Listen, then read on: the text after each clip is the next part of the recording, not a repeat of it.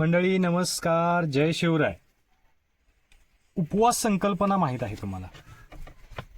आठवड्यातून एकदा, महिन्यातून 4दा बऱ्यापैकी आपल्या घरातले म्हणा किंवा काही नातेवाईक म्हणा तुम्हाला उपवास धरतात असं पाहता येते.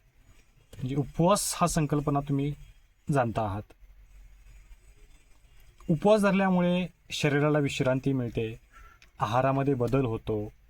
त्याच्यानंतर काही वेळेस आपण आहार चेंज करतो, अगदी लिक्विड आहार घेतो किंवा लाईट आहार घेतो, हेल्थसाठी चांगला असतो. आज आपण सेविंगच्या पॉईंट ऑफ व्ह्यूने आज आपण नवीन विषय पाहतो आहे, मनी फास्टिंग. वेगळा वाटतोय की काय? विषयच वेगळा वाटला की काय?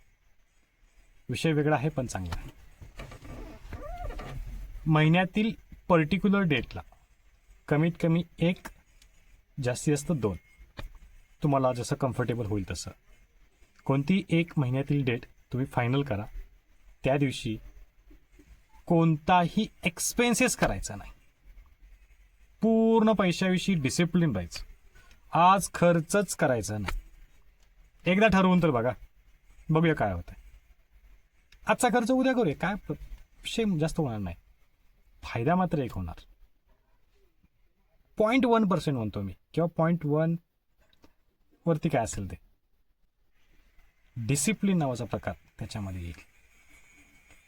मनी डिसिप्लिन तुमच्यामध्ये येईल.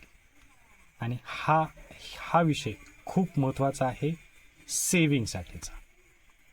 त्यामुळे महिन्यातून एकदा किंवा जास्तीत जास्त 2दा मनी फास्टिंग करायचं आहे. मनी फास्टिंग केल्यामुळे सेविंगसाठी चांगल्या प्रमाणात मदत होणार आहे. आजच्या व्हिडिओमध्ये आपण मनी फास्टिंगचा रूल पाहिला, जेणेकरून आपल्या सेविंगसाठी मदत होणार आहे. भेटूया पुढच्या व्हिडिओमध्ये, पाहूया अजून काही नवीन नवीन गोष्टी आहेत त्या. तोपर्यंत जय महाराष्ट्र, जय शिवराय.